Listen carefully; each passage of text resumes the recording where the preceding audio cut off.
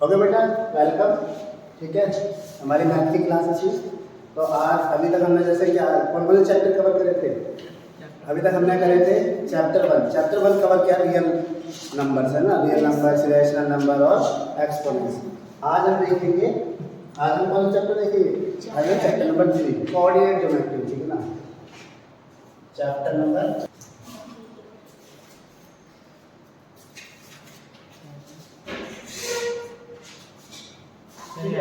Coordinate geometry. ठीक है, आज देखेंगे। तो सबसे पहले देखो कोऑर्डिनेट ज्योमेट्री में होता क्या है ना। कोऑर्डिनेट ज्योमेट्री का हम सिग्निफिकेंट क्या होता है, यूज कैसे करते हैं। ठीक है ना, मोस्टली तुमने कई बार देखा होगा कोऑर्डिनेट ज्योमेट्री है ना किसी भी लोकेशन को फाइंड आउट करने के लिए।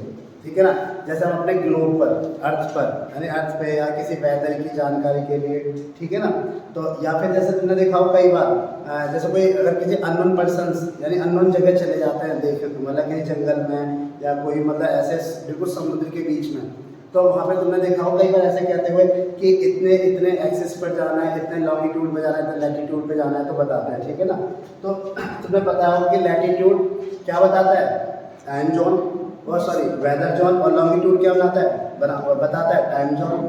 तो ऐसे करके ना उन सबको हम क्या करते हैं, जैसे मान लो ये क्या है, ये ऐसे, ये लैटिट्यूड होता है, ये लॉन्गिट्यूड होता है, तो ये तो हीट जोन होता है ना, और ये क्या है टाइम है। तो जैसे हमारा पॉइंट यहाँ पर है, हमारा अगर कोई पॉइंट यहाँ पर है, हम यहाँ पर हैं, तो इसका मतलब हम इसको कैसे लोकेट करेंगे।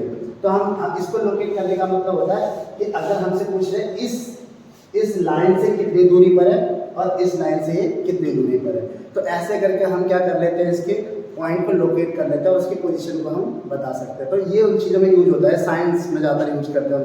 ठीक है ना, और ज़्यादातर वेदर में, या फिर जैसे तुमने देखा होगा जब कोई ट्रेजेक्ट्री देखी जाती है, जैसे कोई मतलब कोई भी रॉकेट वगैरह लॉन्च किया जाता है, तो तुमने देखा होगा जब से लॉन्च किया था तो उसमें एक ज्योमेट्री से आती है, इतने कॉमा इतने पर है, इतने कॉमा इतने पर है, उसका मतलब उसकी पोजीशन को बताता रहता है कहाँ कहाँ पर है, कहाँ कहाँ पर है। ठीक है ना, तो मोस्टली इन जगह हमारा क्या होता है, बड़ा सिग्निफिकेंट होता है ज्योमेट्री, कोऑर्डिनेट ज्योमेट्री का। बट इनके लिए हमें पहले पता भी तो होना चाहिए क्या है क्या नहीं है। ठीक है ना, तो इसको पता करने के लिए या इसको जानने के लिए हम आज थोड़ा देखेंगे क्वाड्रेंट सिस्टम की, कोऑर्डिनेट सिस्टम को। ठीक है ना, तो देखो सबसे पहले मैं यहाँ पे ड्रॉ करने वाला, ये होता है कार्टेशियन सिस्टम जो रिप्रेजेंट करते हैं। ठीक है ना, यानी कार्टेशियन सिस्टम बना रहा हूँ मैं इसका, ये होता है हमारा कार्टेशियन सिस्टम। ये कार्टेशियन सिस्टम मान लो, ये मैंने एक एक्सिस खींचा, ये भी एक एक्सिस खींचा। ठीक है ना, इसको ये होता है हमारा कौन सा, वाई एक्सिस। क्या होता है, वाई एक्सिस। ठीक है ना, हिंदी बोले तो वाई। ठीक है, और इसे क्या बोलते हैं, एक्स एक्सिस। ठीक है ना, एक्स अक्ष। ठीक है, इसको बोलते हैं। और ये जो हमारा होता है ये, इसको बोला जाता है ओरिजिन। क्या बोला जाता है, ओरिजिन, यानी कि मूल बिंदु, मूल बिंदु। ठीक है ना, मूल बिंदु, इसे क्या बोलते हैं, मूल बिंदु। तो ओरिजिन हो गया, ये हो गया मूल बिंदु, एक्स एक्सिस, और ये वाई एक्सिस। इसके और एक और नाम होता है, एक नाम होता है इसका क्या, इसे बोलते हैं वर्टिकल लाइन। क्या बोलते हैं, वर्टिकल लाइन, वर्टिकल लाइन। ठीक है ना, इसे बोलते हैं वर्टिकल लाइन। और इसे एक और नाम बोला जाता है, इसको नाम बोला जाता है ऑर्डिनेट। क्या बोलते हैं, ऑर्डिनेट। ठीक है ना, Y axis, vertical line, vertical line मतलब खड़ी लाइन। ठीक है ना, जिसे बोलते हैं ऊर्ध्वाधर। ठीक है ना, और ऑर्डिनेट मतलब इसे क्या बोलेंगे, कोटि। क्या बोलेंगे, कोटि, हिंदी में बोलते हैं इसे कोटि। ठीक है, इसे बोलते हैं कोटि। ऐसे इसके तीन नाम होते हैं, क्या क्या होते हैं देखो, एक तो हॉरिजॉन्टल लाइन यानी क्षैतिज रेखा, और एक और नाम होता है इसका क्या, एब्सिसा। क्या होता है, एब्सिसा, इसे बोलते हैं भुज। क्या बोलते हैं इसे, ठीक है ना, एब्सिसा, इसे क्या बोलेंगे, भुज। तो इनके बारे में हम देखो थोड़ा सा देखेंगे। अब इस पॉइंट को कई बार कैसे पूछा जाता है, देखो अब ये तुम्हें मेरे इसकी क्या हो गई, छोटी छोटी इंफॉर्मेशन है कि इसे क्या बोलते हैं, एक्स एक्सिस, मतलब सॉरी इसे क्या बोलते हैं, वाई एक्सिस, इसे क्या बोलते हैं, एक्स एक्सिस। इसे मान लो ऐसे दिखाते हैं, एक्स एक्स डैश, इसे क्या दिखाते हैं, वाई, और ये वाई। ठीक है ना, इसे हम इस तरह से दिखाते हैं। तो ये एक्स वाला हो गया और ये वाई वाला हो गया, मतलब पूरी लाइन क्या हो गई, वाई की, और ये पूरी लाइन क्या हो गई x की, ठीक है ना। तो ये जो x की पूरी लाइन हो गई, ये y की लाइन हो गई। तो इसने इन जब दो लाइनों ने आपस में काटा, प्लस बन रहा है ना, देखो एक बार प्लस बना है, जब प्लस बना तो इसने कितने भागों में से बांट दिया, 4 भागों, ये 4 पार्ट्स में, 1 2 3 4, ठीक है ना। तो इन्हीं पार्ट्स में जो बांटा है इन्हीं को बोलते हैं क्वाड्रेंट्स। क्या बोलते हैं इनको? क्वाड्रेंट्स। यानी जो ये जो हमारे पोर्शन में से फर्स्ट और ये सेकंड और ये क्या होता है थर्ड और ये क्या होता है फोर्थ क्वाड्रेंट, इसे यानी फर्स्ट क्वाड्रेंट, ठीक है ना। इसे हिंदी में बोलते हैं चतुर्थांश, ठीक है ना। इसे सेकंड क्वाड्रेंट, ठीक है ना, इसे थर्ड क्वाड्रेंट, इसे फोर्थ क्वाड्रेंट, ठीक है ना। ये 4 क्वाड्रेंट हमारे हैं जिनको बेसिकली हम यहाँ पर देखते हैं। अब कई बार क्या होता है, इन 4 क्वाड्रेंट की वैल्यूज क्या क्या होती है, ठीक है ना, हम इनको कैसे रिप्रेजेंट करते हैं। तो ये तो इसकी इन्फॉर्मेशन होगी, क्या होगी। अब इसके कुछ पॉइंट्स होते हैं, जैसे मान लो यहाँ पे एक छोटा सा पॉइंट बनाता है, चलो यहाँ पे ये दोबारा से बना लेते हैं। यहाँ पे हो गया x, ये y, ठीक है ना, इस तरह से। तो आप देखो यहाँ पे एक चीज देखो तुम लोग, ये फर्स्ट क्वाड्रेंट है, ये हमारा क्या है, यहाँ पर देखो ये x की कैसी वैल्यू है, पॉजिटिव वैल्यू, इसे क्या बोलते हैं पॉजिटिव वैल्यू। और ये क्या होती है y की पॉजिटिव वैल्यू। यानी देखो जहाँ पर डैश डैश है वो क्या होते हैं नेगेटिव वैल्यू, और जहाँ पर x और y सिंपल लिखा हुआ क्या होते हैं पॉजिटिव।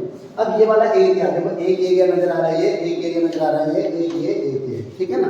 अब ये बताओ ये एरिया किस किस के बीच में है, x और y, और दोनों के दोनों कैसे पॉजिटिव। इसका मतलब जो हमारा यानी जो इसकी दोनों वैल्यू कैसे हुई पॉजिटिव, ठीक है ना। अब लेकिन इस कोऑर्डिनेट को हम रिप्रेजेंट कैसे करते हैं ये बताना है, ठीक है ना। ये तो मैंने बता दिया कि इस तरह से हम यहाँ पे दिखा रहे हैं, इन्फॉर्मेशन दी है, इसको क्या बोलते हैं, इसको क्या बोलते हैं, इसको क्या बोलते हैं। सबसे बड़ी बात आती है कोऑर्डिनेट है क्या, ठीक है ना। कोऑर्डिनेट हमने ये तो बता दिया, लेकिन अभी तक हमने क्या नहीं बताया, कोऑर्डिनेट के बारे में हमने कुछ बात नहीं कही। तो कोऑर्डिनेट होता क्या है, ठीक है ना। तो अब देखो सबसे बड़ी बात होती है कोऑर्डिनेट किसे बोलते हैं। मान लो जैसे यहाँ पे एक पॉइंट है, कोऑर्डिनेट, ठीक है, कोऑर्डिनेट ऑफ पॉइंट P, इसको रिप्रेजेंट करते हैं कोऑर्डिनेट ऑफ पॉइंट P, इसको रिप्रेजेंट करते हैं इस तरह से, यानी पहला x का दूसरा y, पहला x का दूसरा y। तो कोऑर्डिनेट ऑफ पॉइंट P क्या हो जाएगा, पहला x का होगा, दूसरा क्या हो जाएगा y, ठीक है ना। ये चीज ध्यान रखना, x y। अगर माने मैं तुमसे बोलता हूँ पॉइंट A का कोऑर्डिनेट, पॉइंट B का कोऑर्डिनेट, पॉइंट C का कोऑर्डिनेट, तो अगर इसको रिप्रेजेंट करेंगे तो रिप्रेजेंट करेंगे कैसे, पूरा अगर एक साथ करेंगे तो रिप्रेजेंटेशन, ठीक है। रिप्रेजेंटेशन कैसे होगा कि अगर पॉइंट P का कोऑर्डिनेट ऑफ पॉइंट P, तो हम ऐसे कैसे लिखेंगे, P का x, y, मतलब P का नाम लिख देंगे साथ में, और इसके साथ क्या लिख देंगे x, y कोऑर्डिनेट, ठीक है ना, इस तरह से। तो कोऑर्डिनेट ऑफ पॉइंट P को कैसे रिप्रेजेंट करेंगे, x, y, यानी जो पहला पॉइंट होगा वो क्या दिखाएगा x की वैल्यू को, और दूसरा पॉइंट होगा वो क्या दिखाएगा y की वैल्यू, ठीक है ना। और जब इसे एक साथ लिखेंगे तो x, y, इस तरह से P, यानी ये क्या रिप्रेजेंट कर रहा है, ये किसका पॉइंट है P का, और इसके कोऑर्डिनेट क्या है x, y।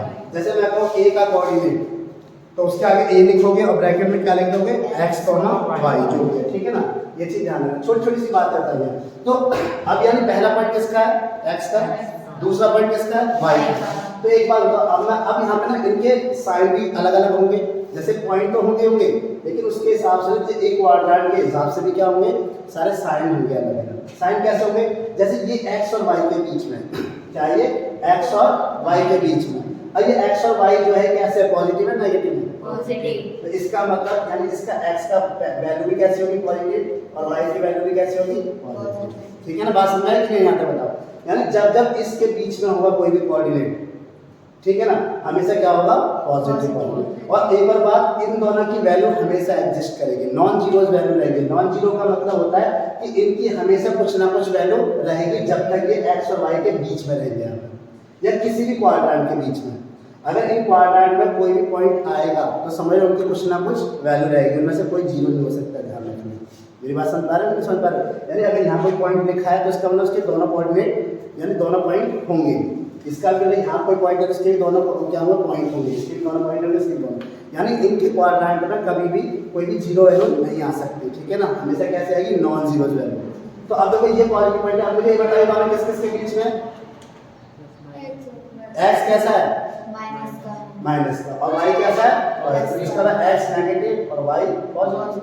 ठीक है, अब ये बताओ जरा ये माइनस दोनों नेगेटिव के बीच में यस सर ये भी नेगेटिव और कॉमा ये भी नेगेटिव। और ये बताओ एक नेगेटिव वाली यानी कौन सा नेगेटिव हुआ एक्स नेगेटिव कैसे जाएगा एक्स तो वाई पॉजिटिव और ये नेगेटिव। बात समझ में आई कि नहीं? Yes, sir. तो मैं दोबारा एक बार रिपीट कर दे रहा हूँ। देखो ये कोऑर्डिनेट ज्योमेट्री हम कैसे रिप्रेजेंट कर रहे हैं इस तरह से, ठीक है ना। ये होता है एक्स एक्सिस और वाई।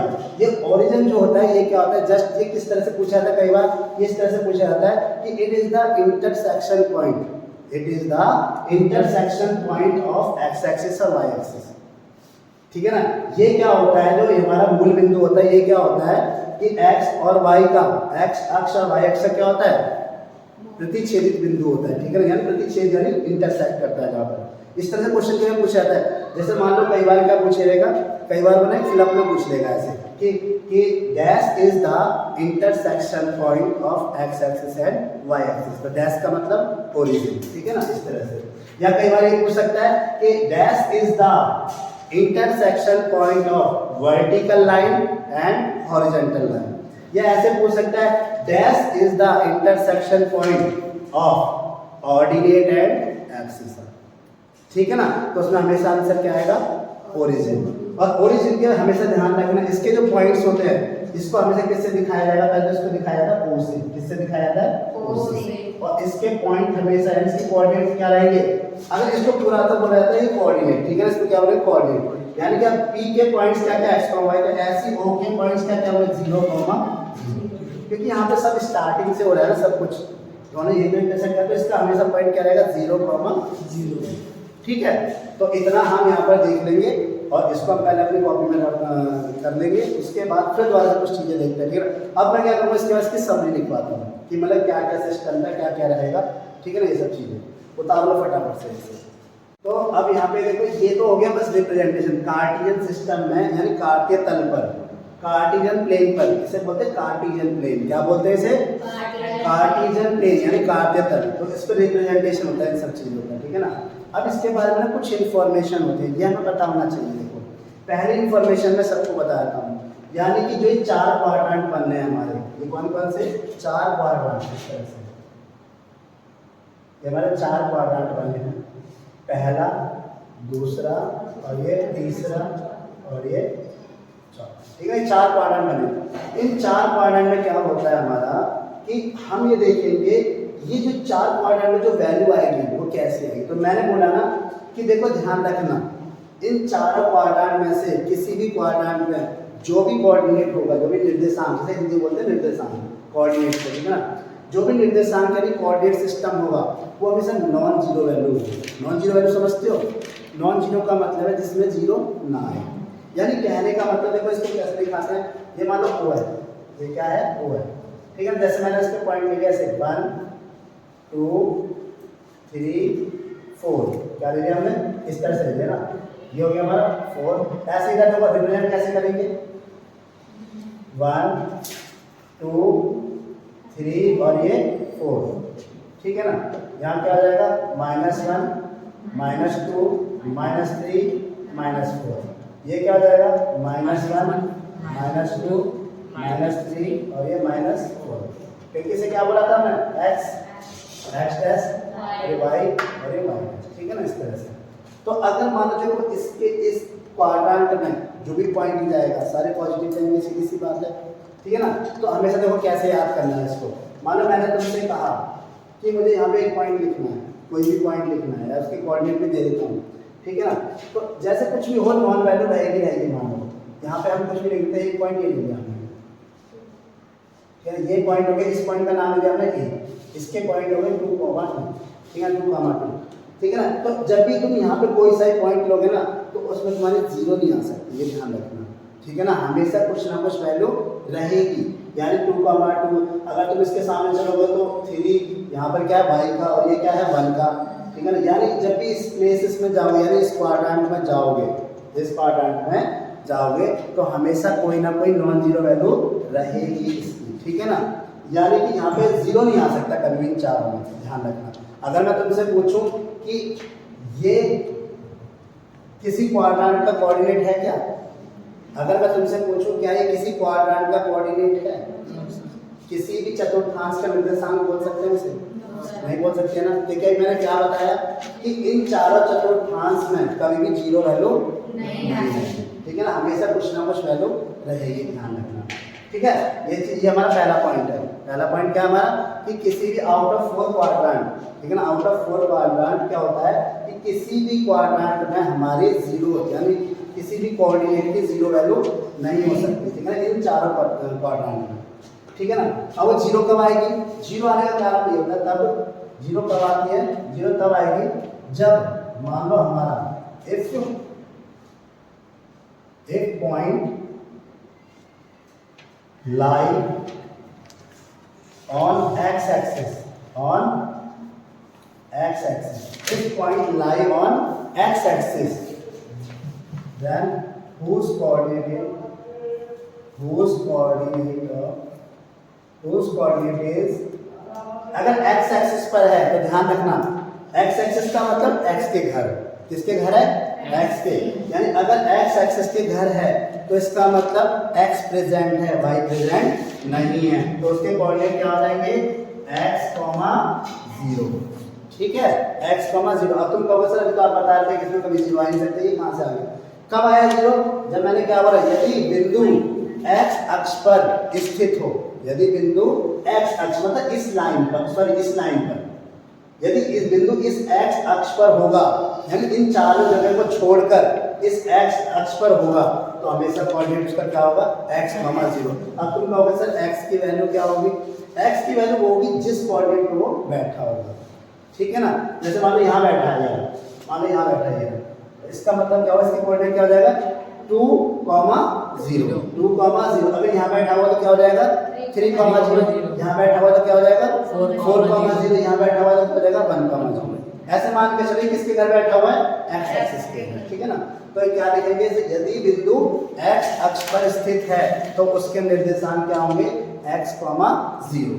दूसरा पॉइंट ये कहता है, द नेक्स्ट पॉइंट, पहला पॉइंट हमारा ये था सिंपल कि पॉइंट ऑफ P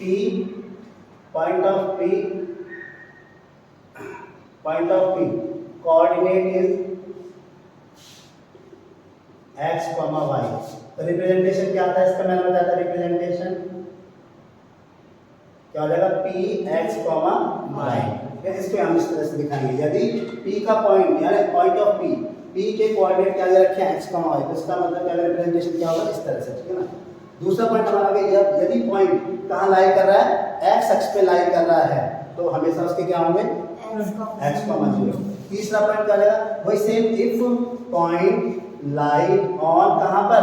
अब y एक्सिस पर, कहाँ पर? y एक्सिस पर। यदि बिंदु कहाँ लाई करेगा? y अक्ष पर, देन whose कोऑर्डिनेट इज क्या हो जाएंगे? अब किसके घर चला गया? अब किसके घर गया? y के घर। तो x के घर क्या लग गया? ताला। भाई से मैं ताला मान के चल रहा हूँ, ठीक है ना। अब देखो किसके घर पार्टी कर रहा था? x के घर पार्टी कर रहा था, तो x के घर बैठा हुआ है और y के घर क्या है? ताला। अब किसके घर पार्टी कर रहा है? तो y के घर क्या लग जाएगा? मतलब x के घर क्या लग जाएगा? ताला, और y की वैल्यू क्या देगी? ठीक है, बात समझ में कि नहीं आई? अब y का कोऑर्डिनेट लिया जाएगा, यानी कौन सी लाइन पर है? y की लाइन पर, यानी यहाँ पर बैठा हुआ है। अगर यहाँ है तो 0, 1, यहाँ है तो 0, 2, यहाँ पर है तो 0, 3, यहाँ है तो 0, 4, और यहाँ पर है तो -, ठीक है, ध्यान रखना। तो हमारा दूसरा पॉइंट हो गया, उतारो फटाफट से इसे। तो यहाँ पे अब क्या हुआ? यहाँ हमारा तीसरा पॉइंट, 3 पॉइंट हो गए थे ना हमारा। चौथा पॉइंट ना समझना तो पूछ लेने का कोई दिक्कत होगा, ठीक है ना। चौथा पॉइंट ये कहता है कि जो मैंने अभी 4 क्वाड्रेंट बनाए थे, ठीक है ना, उन 4 क्वाड्रेंट के अंदर जो भी वैल्यू आएगी वो कैसी होगी? हमेशा कैसी होगी? उन क्वाड्रेंट के अंदर जो वैल्यू होगी 0 या नॉन जीरो? नॉन जीरो होगी ना, यही तो बताई थी भी। तो हम क्या लिखेंगे? यानी कि अगर हमारे 4 क्वाड्रेंट जो दे रखे हैं 1, 2, 3, 4, ठीक है ना, तो उनके पॉइंट तो लिखेंगे कोऑर्डिनेट लाई कहाँ पर? Lie in the any quadrant, any quadrant coordinate lie in the any quadrant out of 4 quadrant,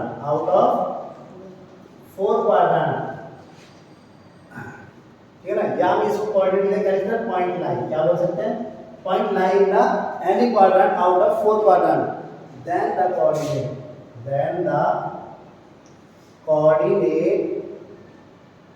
of that point always non-zero values, ठीक है ना।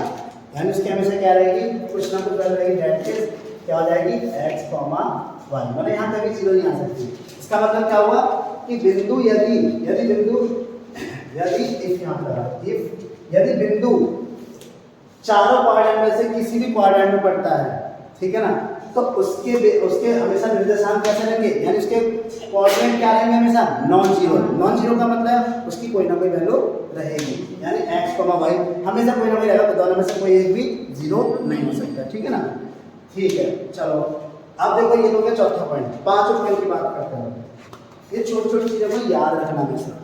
अगर तुमसे कोई पूछा जाए, ठीक है ना, अगर तुमसे पूछा जाए कि मान लो कि अगर कोई पॉइंट एक्स एक्सिस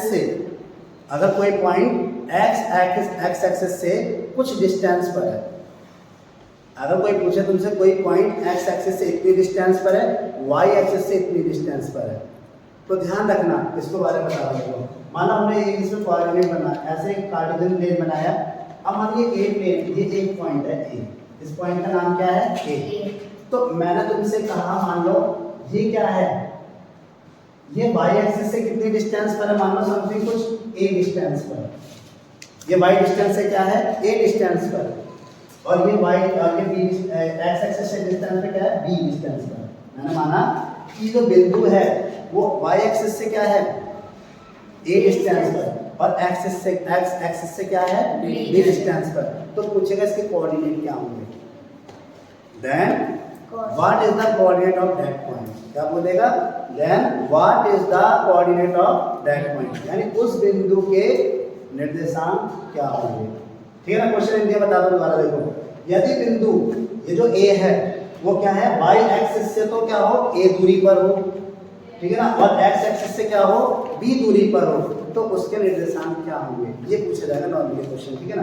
तो क्या होगा, ध्यान रखना जिसका नाम लिया जाए, जैसे मान लो उसने बोला एक्स एक्सिस से ये दूरी पर और वाई एक्सिस से ये दूरी पर, तो ध्यान रखना उनको उल्टा कर देना, स्वैप कर देना, उनको क्या कर देना, स्वैप कर देना।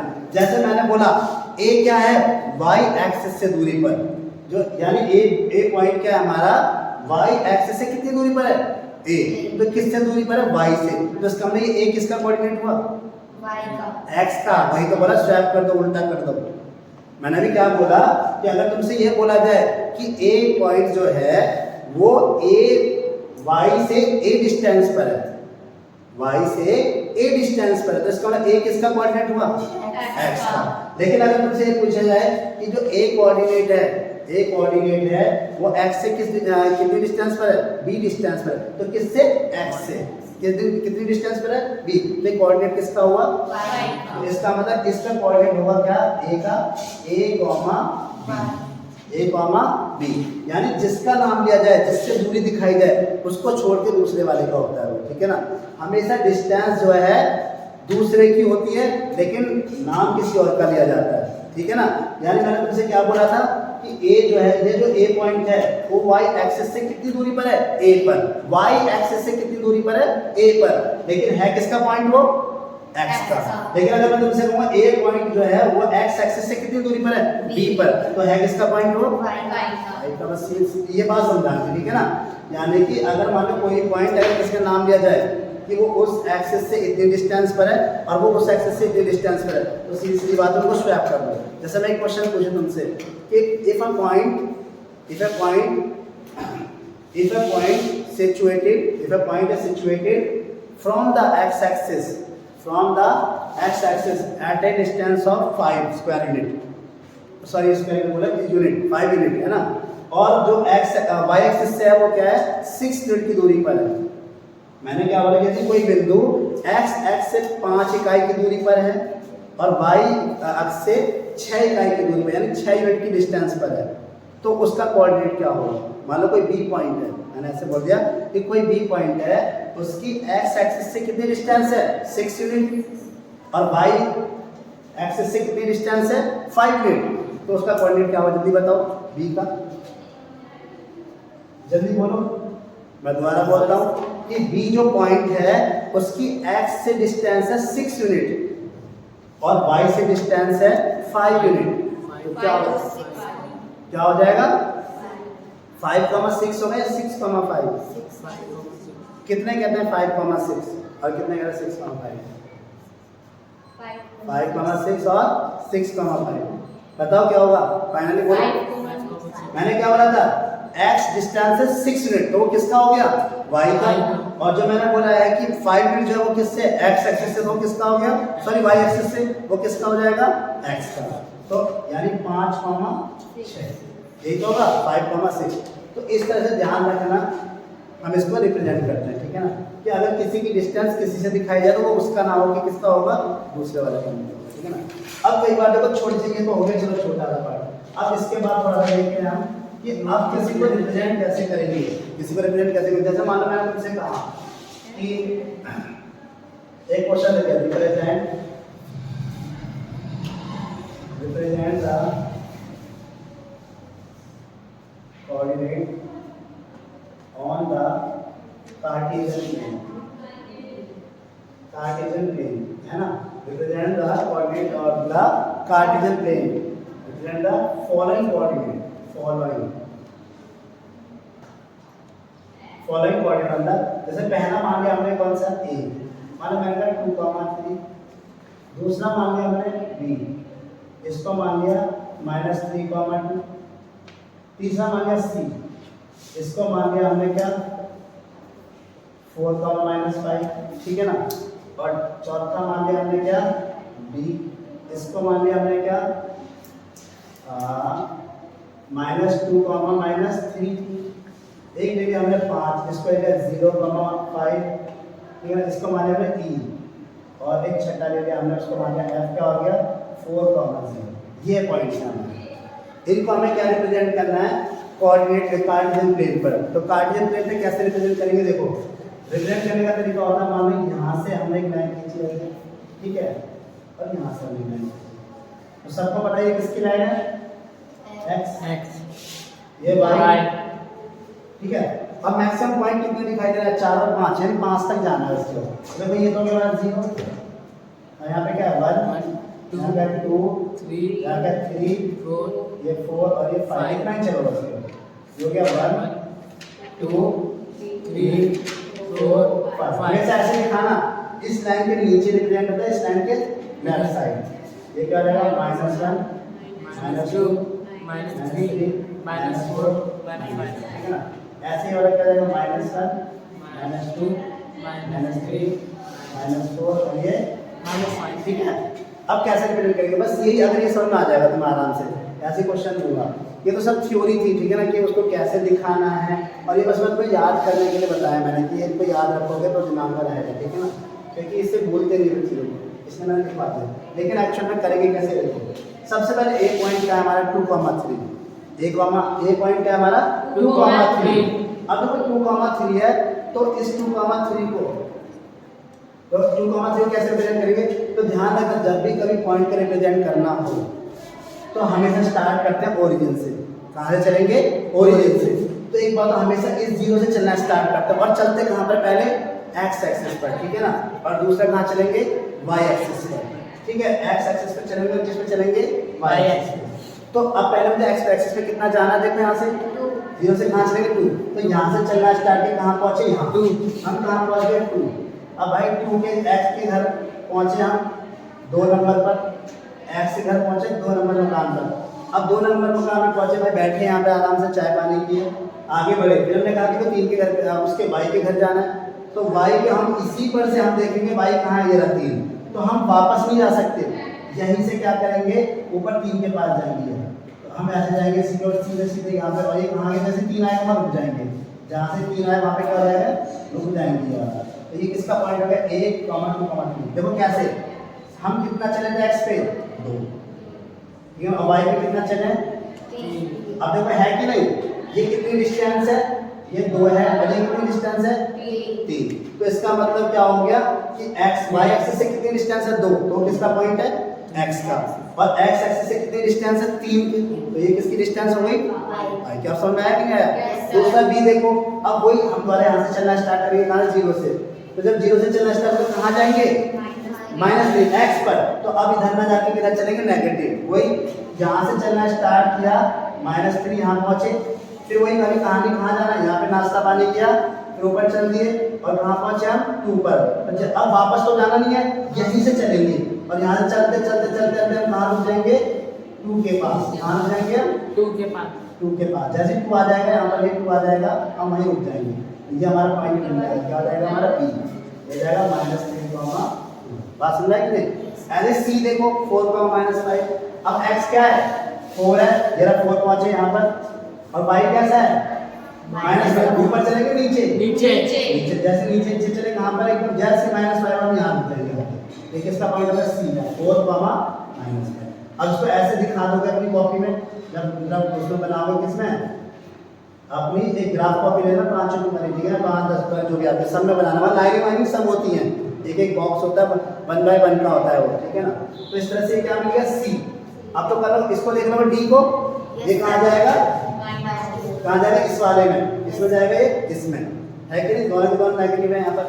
अब देखो, अब इसको देखते हैं, एक 0 आ गया, अब 5वां देखो, हम कहाँ गए, यहाँ से चले, तो x के घर क्या लगा हुआ है, ताला, भाई x के घर तो ताला लगा हुआ, तो x के घर ताला लगा हुआ, तो यही खड़े रहेंगे हम, अब आगे जा ही नहीं सकते क्योंकि x के घर तो ताला लगा हुआ है, तो अब यही रुके हुए थे, अब कहाँ चलेंगे, यहीं से y के घर, और यहीं से y के घर पहुंचे तो कहाँ चलेंगे, लाइन पे चल जाएंगे, क्योंकि यहाँ तो जा नहीं सकते थे हम, बस इसी लाइन पे चलेंगे, कहाँ पहुंचे हम, इस y के घर। तो हम जैसे पहुंचे 0,5 किसका हो गया, D का, ठीक है ना। और मैंने तुम्हें क्या बताया था, यही तो पॉइंट लिखवाया था पहले, कि यदि क्या हो, अगर x के घर ताला लगा हो तो हम कहाँ जाएंगे, y के घर, और y के घर ताला लगा हो तो x के घर, 0 का मतलब ताला, ठीक है, ध्यान रखना। अब छठा देखो, अब यही खड़े हुए फिर दोबारा से यहाँ पर, अब कहाँ चलना है, x के घर 4, तो देखा ये मिल गया, ये 4, लेकिन y के घर क्या लगा है, तो y के घर तो जा नहीं सकते ऊपर नीचे, इसमें कहाँ रुक जाएंगे, यही ठहरेंगे, यही नाश्ता पानी करेंगे, यही सोएंगे, ठीक है ना, यही रहेंगे, ठीक है। तो ये हो गया हमारा किसका, तो अब बताओ समझ में आया कि नहीं आया? Yes, sir। ऐसे रिप्रेजेंट होगा, बस और कुछ नहीं करना होता, ठीक है ना, ऐसे रिप्रेजेंट होगा, इस तरह से हमें करना है, और ये हमें किस पे करना है, ग्राफ कॉपी पे करेंगे, ठीक है ना। बाकी थोड़ी बहुत और जो पॉइंट्स रह गए, और जो थोड़ी क्रिटिकल जैसे मिरर इमेज वाले, या कुछ और 2-4 क्वेश्चंस हैं, पैरेलल एक्सिस वाले, परपेंडिकुलर एक्सिस वाले, तो कल देखेंगे, नेक्स्ट क्लास में देखेंगे, ठीक है, ओके बेटा।